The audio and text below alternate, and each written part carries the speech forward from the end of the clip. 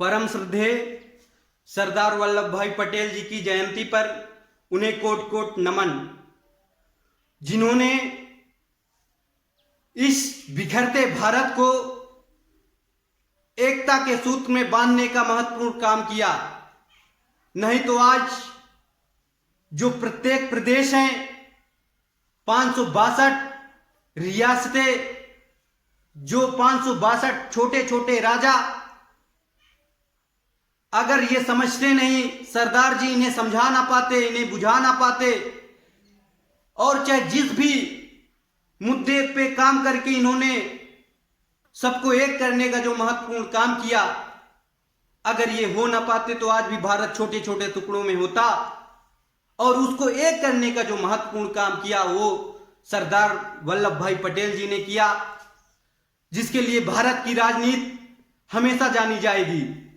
आज भारत को एकता के सूत्र में बांधकर भारत के विकास और प्रत्येक समाज को स्वतंत्रता दिलाकर एक ऐसा संविधान दिया जिसमें धर्मनिरपेक्ष और समाजवाद में जीने को सबको अधिकार मिला। और उनकी यही सोच थी कि हम ऐसे भारत का निर्माण करें जहां पे सबका विकास हो सके। आज प्रत्येक व्यक्ति अपने समाज से, और ये जो कमेरा समाज है, ये सिर्फ जो सामंतियों द्वारा बनाए गए धर्म के कुचक्र में चलना जानता है। और हमारे पटेल जी ने तो हमें एक ऐसा हथियार दिया, एक ऐसा देश दिया, अंग्रेजों से आजाद करके, कि आज उस पे हम आजादी पूर्वक जी रहे हैं और हमें अपने हक अधिकार चलने बोलने के लिए एक ऐसा संविधान दिया जिससे हम अपने स्वतंत्रता पूर्वक रहते हुए अपना विकास कर सकें, अपने समाज के विकास के लिए हम अपना प्रतिनिधित्व कर सकें और समाज को आगे बढ़ा सकें। लेकिन आज समाज के ही लोग अपने महापुरुषों को भूल जा रहे हैं और सिर्फ ऐसी राजनीति कर रहे हैं कि जो समाज को पीछे ले जाए। सरदार पटेल जी की ऐसी सोच थी कि एक ऐसे भारत को संगठित करके, एक करके, जिसको कोई तोड़ ना सके, सपना भी ना तोड़ने का देख सके, एक ऐसा भारत निर्माण करके गए जिसको कोई खंड खंड ना कर सके, कोई विदेशी ताकतें फिर से ना आ सके, कोई ऐसे लोग ना आ सके जो हमारे भारत देश को खंड खंड करे। इसलिए उन्होंने 562 रियासतों को, उन राजाओं को, उन जमींदारों को एक करके समझा बुझा के एक सूत्र में बांधने का काम किया। और सरदार पटेल जी, नेहरू जी, गांधी जी और बाबा साहब अंबेडकर जी, सभी ने हमें अंग्रेजों से आजादी दिलाकर ऐसे संविधान का निर्माण किया जो प्रत्येक समाज को, प्रत्येक धर्म जाति को स्वतंत्रता पूर्वक रहने, जीने और चलने, सोचने, विचारने और अपना विकास करने की आजादी दिलाई।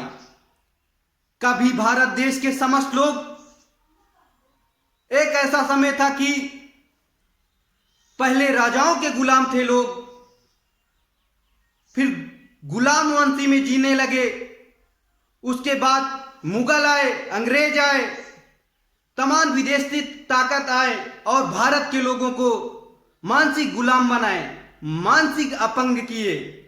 और यहां के लोगों को कुछ सामंतियों ने अपने धर्म के कुचक्र में ऐसे जकड़ दिया कि उस धर्म के जंजीर से लोग यहां के निकलना भी नहीं चाह रहे। आज उसी धर्म के अंधविश्वास में, पाखंड में जी रहे हैं। अपना धर्म अपने कर्मों के दम पे स्वयं निर्माण नहीं कर सकते। आज सरदार जी ने जो हमें आजादी दे के गए, जो भारत को एक सूत्र में बांधने का काम किया, शायद कोई कर भी ना सकेगा। इसीलिए नेहरू जी से पहले सरदार जी को याद किया जा रहा है। और राजनीति में हमेशा याद किया जाएगा, क्योंकि जो महत्वपूर्ण काम किया।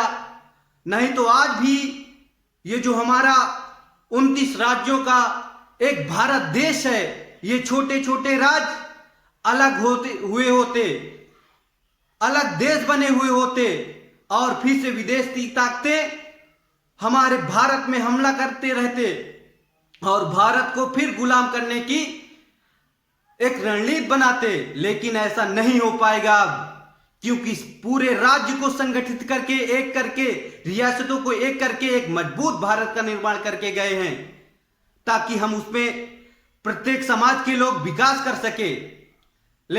लेकिन आज उन्हीं के नाम पे बड़े बड़े राजनेता राजनीति कर रहे हैं, और उनके नाम पे जो कमेरा समाज है, पिछड़ा समाज है, खासकर जनरल, SC ST अपना जो प्रतिनिधित्व है उसको पा जाते हैं, पढ़ लिख कर वहां तक पहुंच रहे हैं। लेकिन जो बीच का तबका है OBC, वो कई जगह मार खा रहा है। भाई SC ST को अगर उनका हक अधिकार नहीं देंगे तो संवैधानिक वो लड़ाई हो जाएगी और एक बहुत बड़ा मुद्दा हो जाएगा। तो इसलिए जो सरकारें आती हैं उनका हक अधिकार नहीं मारती, लेकिन जो OBC है, जो बीच का तबका है, इसी का शोषण किया जाता है। हर जगह इसी को निचोड़ा जाता है। चाहे आप जिस विभाग में देखिए, जिस क्षेत्र में देखिए, जहां पर नियुक्तियां होती हैं, गौर करिए, देखिए कौन से समाज को चोट मारा जा रहा है, किस समाज को दबाया जा रहा है।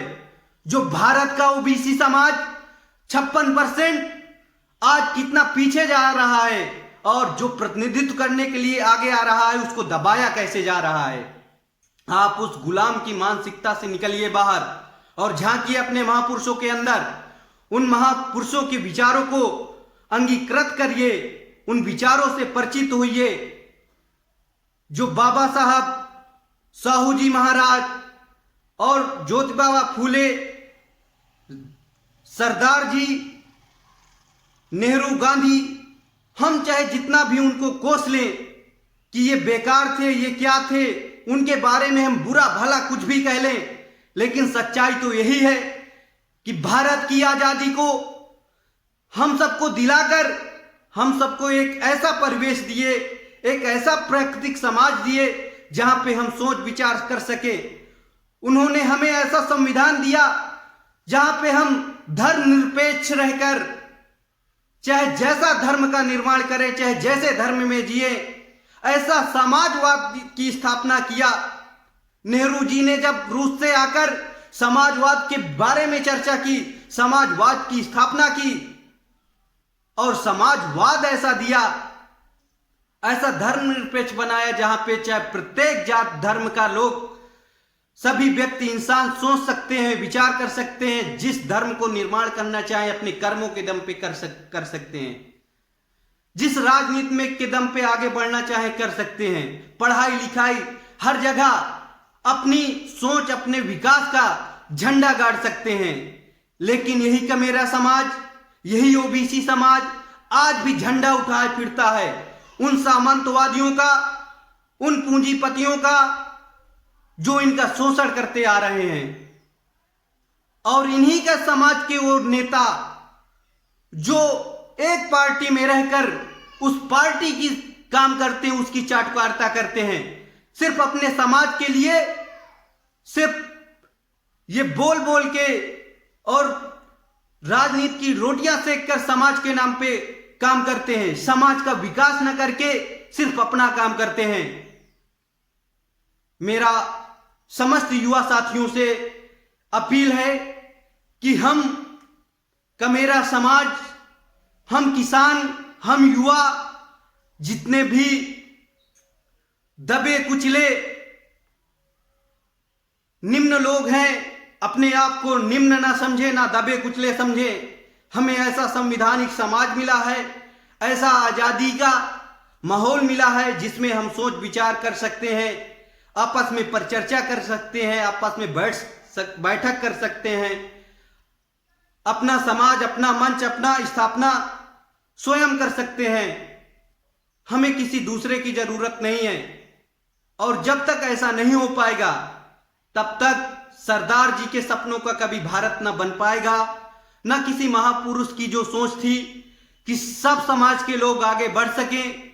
उसके लिए हमें हर एक मुद्दे पे काम करना होगा, चाहे वो राष्ट्रीय जनसंख्या हो, चाहे राष्ट्रीय पर्यावरण हो, चाहे राष्ट्रीय एकता हो।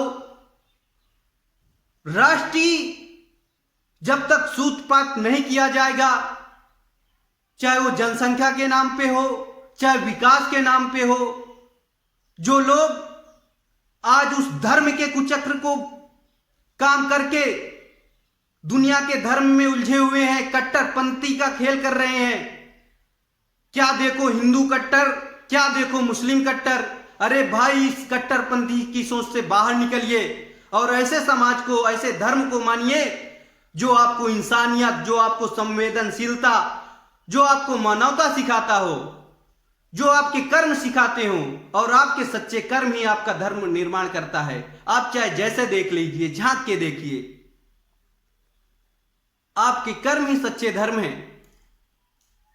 आप बेकार के धर्मों में मत उलझिए, क्योंकि ये धर्म के ठेकेदार सिर्फ आपको कट्टर बनाएंगे, आपस में लड़ाएंगे, झगड़ा करवाएंगे और कुछ नहीं करा सकते। तो अपने धर्म के बारे में, अपने आप के बारे में आप अपने स्वयं से जानिए और किसी दूसरे की जरूरत नहीं है कि वो आपको बताए। आप उस धर्म से बाहर निकलिए, मानवता के धर्म को देखते हुए इस कुचक्र से निकलिए, क्योंकि भारत हमारा इन्हीं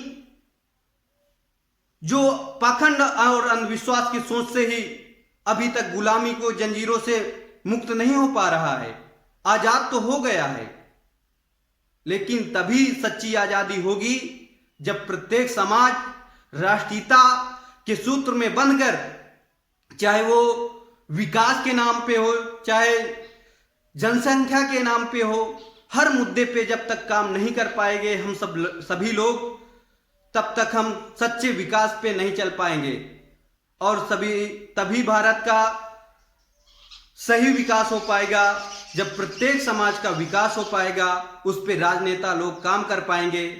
यहाँ पूजा करके, सिर्फ सिर झुका के या पूजा कर लेने से किसी राजनीतिक महापुरुष या किसी धर्म या भगवान का कुछ नहीं हो पाएगा, क्योंकि वही पूजा करते हैं और जाके सुबह बड़ा बड़ा करप्शन करते हैं, बड़ा बड़ा घोटाला करते हैं। और कोई भी आम आदमी काम करवाने जाता है तो वो अधिकारी, वो नेता बड़े बड़ी रकम लेते हैं, तब जाके काम कर पाते हैं। तो हमारा किसान समाज, हमारा कमेरा समाज, हमारा पिछड़ा समाज, अति पिछड़ा, SC ST OBC सभी समाज के लोग और जनरल के जो लोग हैं, जो पीछे हैं, हम सब लोग भारत को आगे बढ़ाने में महत्वपूर्ण काम करें। प्रत्येक युवा, प्रत्येक किसान, प्रत्येक जवान, जब तक हम सब अपने देश के लिए आगे नहीं आएंगे, हर लेवल में काम नहीं करेंगे, तब तक विकास नहीं हो पाएगा। बहुत बहुत धन्यवाद अभी तक सुनने के लिए। जय हिंद, जय भारत। अगर आपको मेरी बात और मेरे इस जागरूकता मुहिम को आगे बढ़ाना है तो प्रत्येक युवा साथी इस चैनल से जुड़े रहें। और हमारा काम यही रहेगा कि हम कुछ मुद्दों को लेकर आप सबके बीच आते रहें और कुछ ना कुछ बात बताते रहें। जय हिंद।